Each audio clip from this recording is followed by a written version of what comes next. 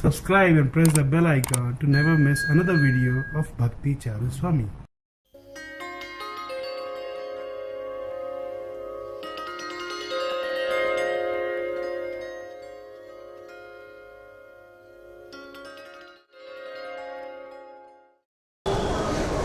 This morning, briefly, I discussed about Chaitanya Mahaprabhu's encounter with Sarvabhauma Bhattacharya. Sarvabhauma Bhattacharya was a great scholar. Okay, a little history behind history of Sarvabhauma Bhattacharya. Those days, Mithila was the place for studying of Nyaya Shastra. They had all the scriptures of Nyaya Shastra in Mithila, and they would never let anyone take anything out of Mithila, so that they wanted to have monopoly, that anybody who wanted to study Nyaya Shastra has to come to Mithila. And Sarvabhauma Bhattacharya went to study Nyaya Shastra in Mithila. And they would not let you copy anything and take notes in writing. So Sarvabhauma Bhattacharya memorized all the scriptures. And he came back to Navadvip and he started the school of Nyaya Shastra studies. And as a result of that, Navadvip became the place for studying of Nyaya Shastra. And it is said that those scholars of Mithila became so upset with Sarvabhauma Bhattacharya that they sent assassins to kill him. But when they came and saw Sarvabhauma Bhattacharya, they were so moved by his personality that they told him why they came, that they have been sent to kill him. And they said that, look, take care of him. Now we are going away, but maybe they'll send somebody else. So that is the time Sarvabhauma Bhattacharya left Navadvip and he went to Odisha, Jagannath Puri. Actually, the capital was Cuttack, but he used to stay in Jagannath Puri. And King Prataprudra gave him the protection.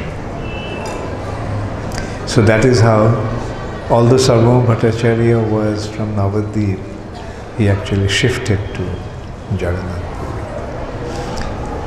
Puri. Like you can see that there used to be such viciousness even among the scholars. Like that shows how degrading the false ego can be. This is our place of studies and nobody else will be able to study anywhere else. And when somebody did that, they didn't consider his brilliance, that he was such a brilliant person that he memorized everything and took it out of Mithila. So we can see the great scholarship of Sarvabhauma Bhattacharya. Sarvabhauma Bhattacharya was considered to be the greatest exponent of Vedanta philosophy. And when Sarvabhauma Bhattacharya became a devotee, all the Vedantist impersonal school became very upset. that our best scholar now has left us. This way we can see that the conflict that was always existing between devotees and impersonalists. Even now we see in Kumbh Mela here, Vaishnavas on one side, Mayavadis on another side. Actually, we don't have any problem. Our understanding is Lord Shiva is one of the greatest devotees of the Lord. These Mayavadis are generally worshippers of Lord Shiva, Shaivites. So the conflict is going on since time immemorial. Especially in South India, there's a big conflict between Shaivites and Vaishnavas. So much so that the king at that time wanted to blind Ramanujacharya because they considered that Ramanujacharya is such a threat to their philosophy. He was defeating their philosophy and establishing the supremacy of personalism. And the king actually wanted to, invited him. The idea was they'll blind him.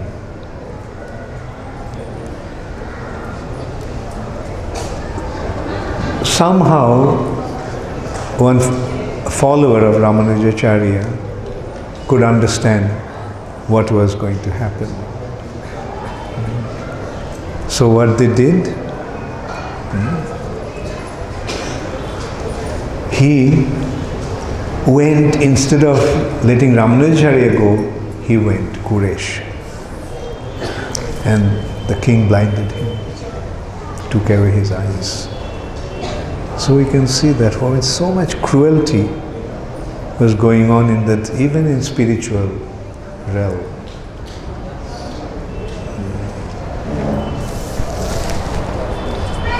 There are threats on their lives. And anyway, in a way, the world today has become a much better place in that sense.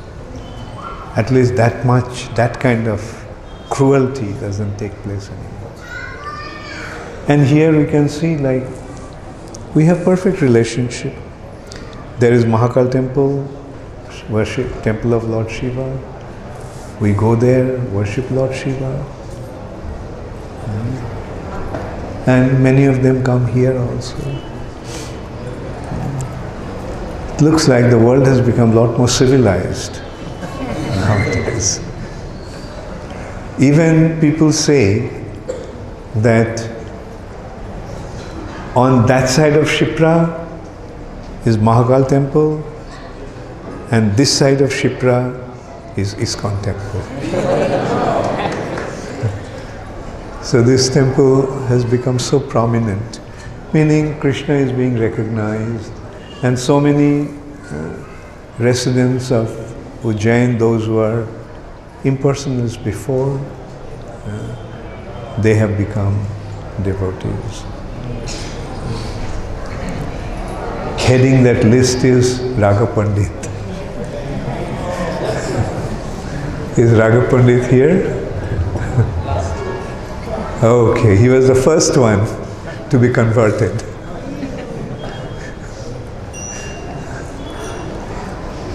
So anyway, and so many of you have become devotees. Actually, it's a matter of understanding. Lord Shiva is there, Krishna is there. Both are there. It's not that one is there and the other doesn't exist. Or one is the greatest, the other is not. We have to see who is who. It is not that because we are Krishna devotees, therefore we are trying to establish Krishna as the greatest. We are just following the scriptures. And we can recognize who is Lord Shiva. We can recognize who is Krishna. Brahma Samhita is clearly indicating. identity of Lord Shiva.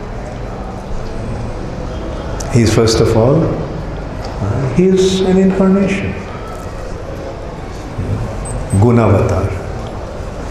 The personality, the incarnation who is taking care of the mode of ignorance, tamoguna. He is the destroyer.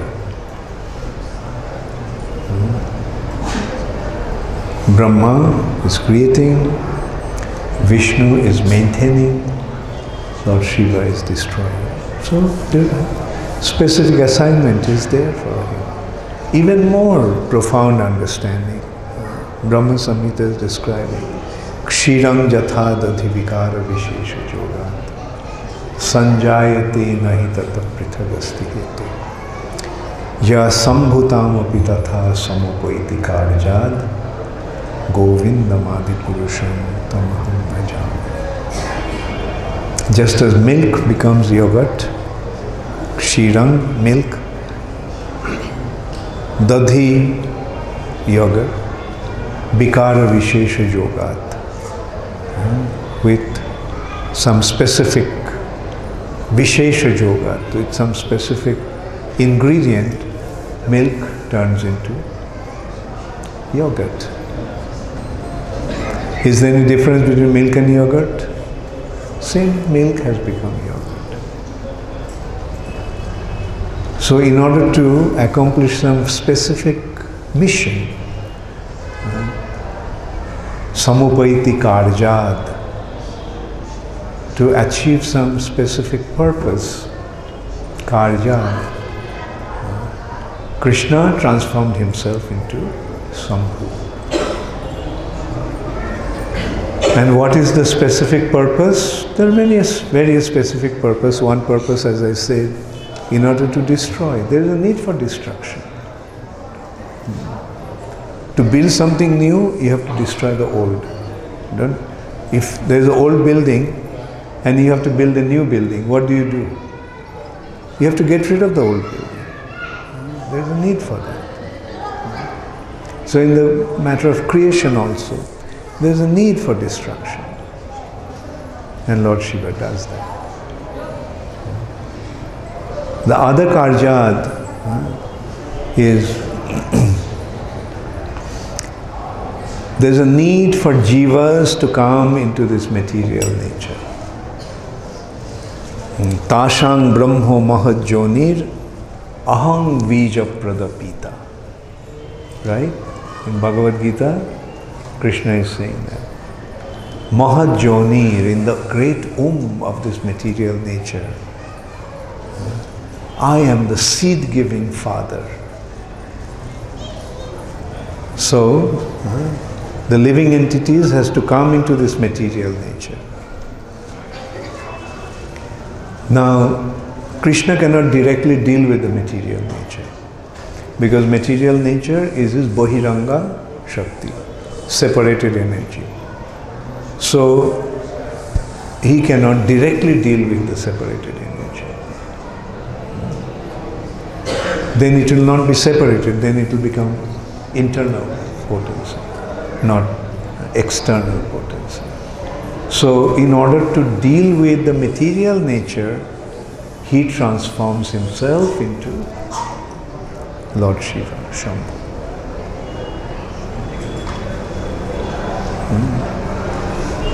So, he transforms, and what is the purpose? The living entities has to be sent to this material nature. So what is the medium? What is the means through which the living entities are sent to the material nature? Through the agency of Lord Shiva. Therefore material nature Durga, material nature is Durga, Mahamaya, and who is the husband of Durga? Lord Shiva. It is through Lord Shiva that the living entities are projected into this material nature. In simple words, we all came here through the agency of Lord Shiva. So how can we disregard Lord Shiva? It is through him that we came here. And therefore Lord Shiva is worshipped in the form of lingam. Lord Shiva generally is not worshipped with a Shiva form. Whenever you go to Shiva temples, he is worshipped in the form of the lingam. Because that is how he is represented. Tashang Brahma Mahajoni Aham Bija Pradapita. So when you look at it from the scriptures, everything becomes crystal clear. When we have this understanding, can we have any conflict? No. The trouble starts when there is no clear understanding. Due to lack of understanding, all kinds of conflicts begin. When people have proper understanding, there is no possibility of conflict. So, to go back to Sarvabhauma Bhattacharya, initially he was an impersonalist.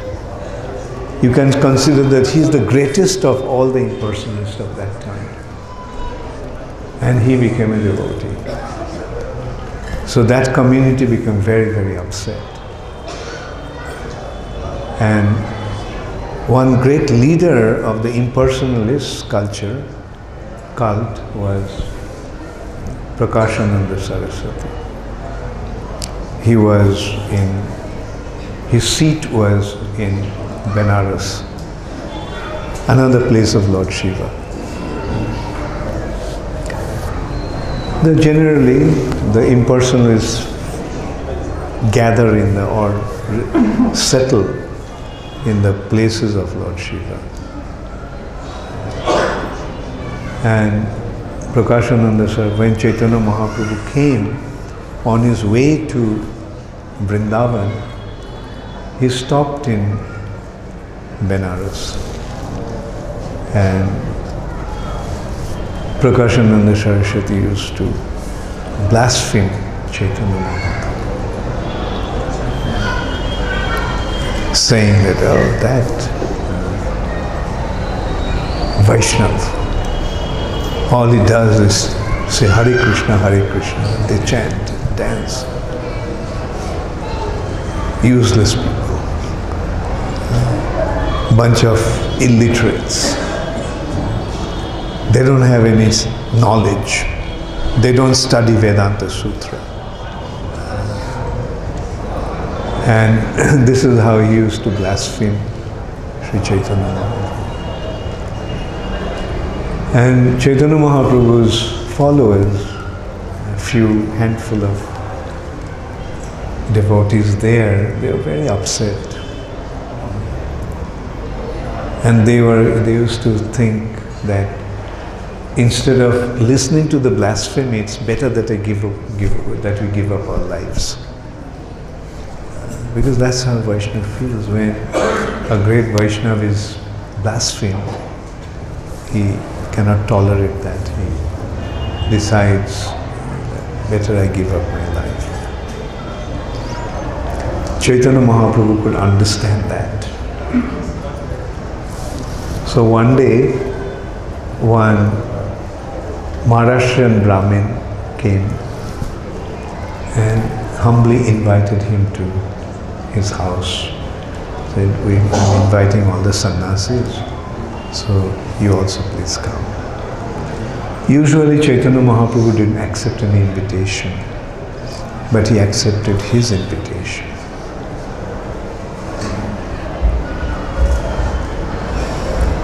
And all big sannyasis were there. Prakashananda Saraswati had thousands of disciples, sannyasi disciples. And when Chaitanya Mahaprabhu went, this is how Chaitanya Mahaprabhu actually conquered everyone's heart. He did not, we saw with Keshav Kashmiri, we saw with Sarvabhauma Bhattacharya, he did not get into a debate and argument and defeat. He took very humble position and converted them. Like Sarvabhauma Bhattacharya. Listened to him for 7 days.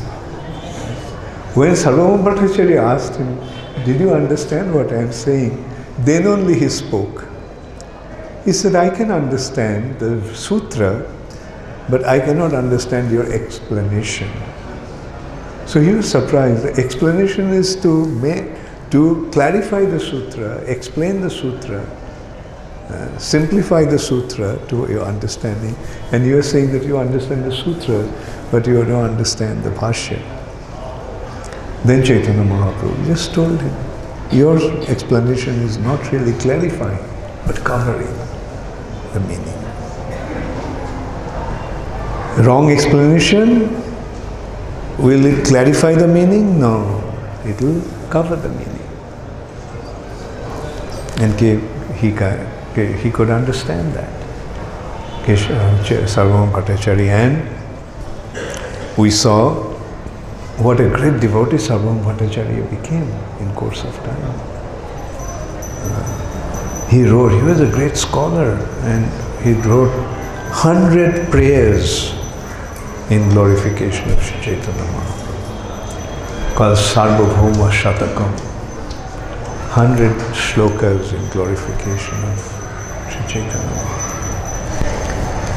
Jai Shri Shri Prahlad Nrsimhadev ki Jai. Jai Shri Shri Krishna Balaram ki Jai. Jai Shri Shri Radha Madan Mohan ki Jai. Jai Shri Shri Gaur Nitai ki Jai. Jai Shri Shri Jagannath Baladev Subhadra Maharani. So in this way, Sarvabhauma Bhattacharya was transformed, because he could see the understanding. That's another good thing about them, that when somebody came and gave a better understanding, they would accept that. And there are so many such examples. In Bhagavad Gita, there is a clear understanding. Klesho adhikatarastesham abhyakta shakta chetasham. This impersonalistic approach simply causes distress. Klesho adhikatarastesham. And abhyakta higati dukkham. Personalistic approach simply causes distress.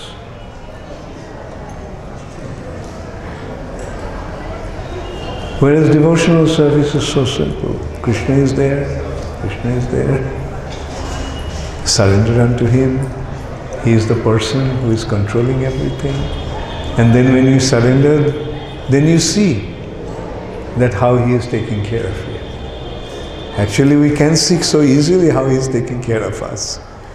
A little intelligent approach, we can see how He is providing for everything.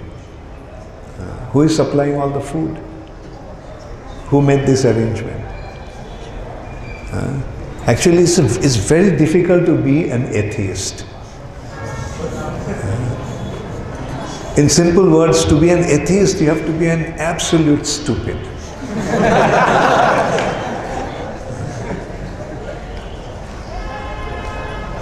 Just consider, like atheists say, there is no God.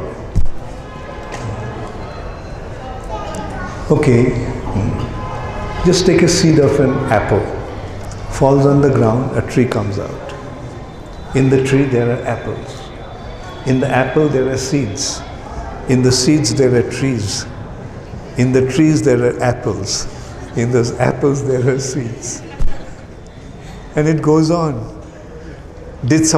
Can it come just by accident? How can anybody say nobody created that? I'll tell you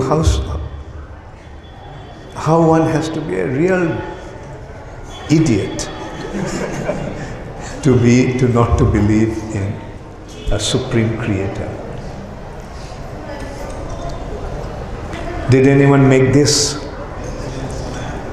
If I say no, it fell from the sky. Or if we say there was a big bang and there came the karta. Will anybody accept it? You all are laughing. Right? Everyone is laughing. Why are you laughing? Because it's such a stupid proposal, isn't it?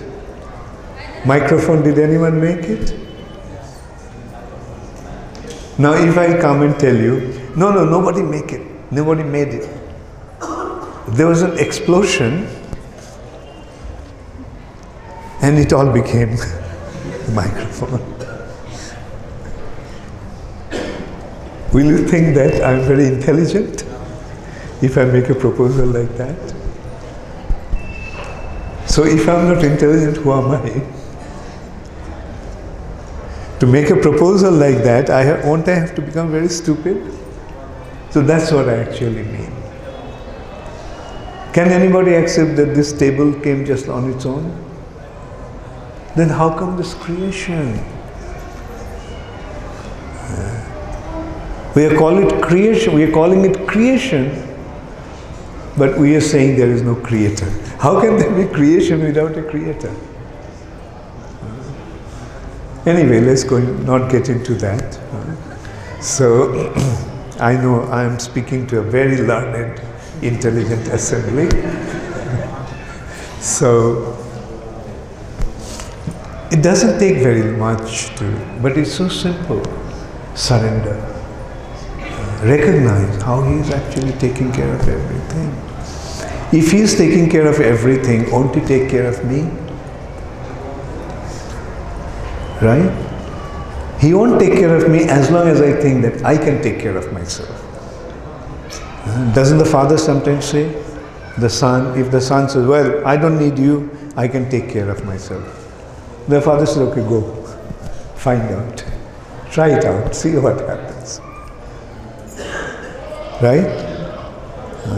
So similarly, as long as we say that we are able to take care of ourselves, then Krishna will say, okay, fine, take care of yourself. Therefore, there is a need to surrender. No, Krishna, I can't take care of myself. You take care of me. You have been taking care of me, so now you take care of me. I am surrendering myself actually. Then what happens? Free from anxiety? Isn't it? If there is somebody who you can rely on, will you have any anxiety? So, that is how simple Krishna consciousness is, surrender to Krishna. So anyway, Chaitanya Mahaprabhu accepted the invitation. All these big sannyasis were sitting on exalted seats. Chaitanya Mahaprabhu came. There's a place where everybody washed his feet. In those days people used to walk barefoot, and when they went to some place, first they would wash their feet. Chaitanya Mahaprabhu washed his feet and sat down there. See what a tricky, how he tricked them all. He sat in that place. So what was the natural reaction? Oh, no, why are you sitting there? Come and sit with us. No, you see, I'm not exalted enough, I'm not qualified to sit with you also. When one takes an approach like that, can you have any negative feeling towards him? So that is how humble disposition actually works. And not only Sri Chaitanya Mahaprabhu sat there, Sri Chaitanya Mahaprabhu displayed some of his opulence. Isn't he the source of Brahma Jyoti? So those people are thinking of Aham Brahmasmi, and they saw Brahma Jyoti is coming out of Chaitanya Mahaprabhu's body. So what is their natural reaction? And they all became humble, more humble, and now he is taking such a humble position, saying that no, I can't sit with you all because I am not qualified. You all are so exalted. I am just a low-class sannyasi of lower order. Then Prakashananda Saraswati himself went, took him by his hand, who he was blaspheming all this while. He took him by his hand and brought him onto that exalted platform and made him sit there. And he started to speak to him in a very nice way. He said that, why you're a sannyasi? Why do you chant and dance? That's not the business of a sannyasi. Sannyasi must be serious. Aham Brahmasmi. So that should be your mood. Not Aham Dasosmi. Aham Narayanasmi. That is the sannyasi's mood. So then he asked, why do you just sing and dance, act in such a frivolous way? Chaitanya Mahaprabhu said, what to do, my guru gave me the mantra. And as I started to chant the mantra, I don't know what happened. I started to behave like a madman. I lost all control over myself. So I went to my guru and I told him, what kind of mantra you gave me that made me mad? And my guru said that that is the perfection of chanting the mantra. By chanting the mantra, when one achieves perfection, he develops his love for Krishna. And that love for Krishna makes him behave in that way. You haven't become mad, but you have achieved the ultimate perfection of chanting the mantra. Therefore, I am always chanting, and whatever is happening to me. So in this way, he started to speak to them. And eventually, through the discussion, Prakashananda, Saraswati and all the sannyasis assembled there recognized the ultimate goal of life is not to achieve liberation, merging in Brahma Jyoti, but ultimate goal of life is to become a devotee of Krishna. So all the sannyasis overnight, they all became devotees. That is the potency of Sri Chaitanya Mahaprabhu. So this is how we can see, like people, those who did not accept him to be the Supreme Personality of Godhead, eventually became his devotees. And those who didn't want to accept Krishna, they became devotees of Krishna. And here we are seeing that it's happening all over the world. Those who never had any connection with Vedic culture, those who never even heard the name Krishna, now they are chanting Hare Krishna, Hare Krishna, Krishna Krishna, Hare Hare, Hare Rama, Rama Rama, Hare Hare. Isn't it madness? Isn't somebody come and sees that you are doing that, they will say, what happened? These people became mad. And wait, when you start dancing, they'll say they're completely gone case. They are completely lost. So, this is the potency of the holy name. There are people who never had any connection, became devotees. And it's happening all over the world. Millions of people have become devotees now. Like few years back, could you think that you would become a devotee? Rather, when you saw the devotees, you thought, what's wrong with these guys? Isn't it? You must have been laughing at them, seeing the devotees. Look, what's wrong? These guys are chanting. These guys are dancing. I won't be able to do that. My God, I can't do like that. And today you are doing it yourself. So that is the potency of Krishna consciousness. Something happens to your consciousness, and the result is your heart becomes full of joy. Why you dance? You know what is dance? Dance is the external expression of your internal bliss. When you internally feel the joy becomes manifest externally through your body in the form of dancing.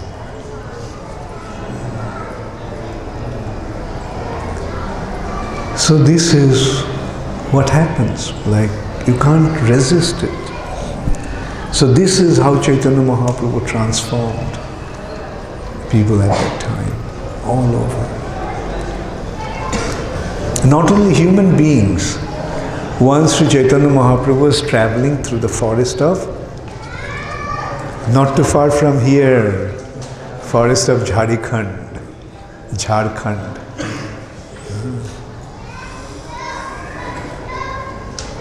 And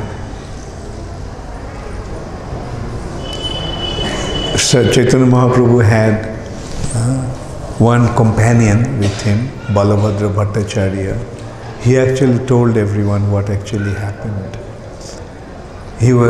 Chaitanya Mahaprabhu was going and one tiger was lying on the way. Sri Chaitanya Mahaprabhu happened to just step onto the tiger. Can you imagine if you step onto a tiger, what would happen? But what did tiger start to do? Hare Krishna, Hare Krishna, Krishna Krishna, Hare Hare, Hare Rama, Rama Rama, Hare. Just by Mahaprabhu's touch. And then other animals came, hearing that sound. And they also started to chant Hare Krishna.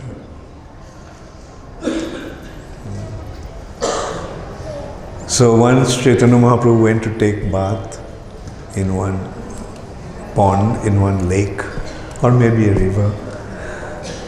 And at that time, all these elephants were there. Can you imagine? So many elephants.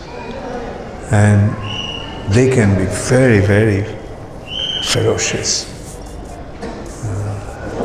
Like they're sporting and you go near them, you know. But Sri Chaitanya Mahaprabhu just told them, chant Hare Krishna. He actually splashed the water onto the elephant. And they started to chant Hare Krishna. So in this way Chaitanya Mahaprabhu made the animals chant Hare Krishna and dance in ecstasy. Not only the human beings were affected, even the animals were affected.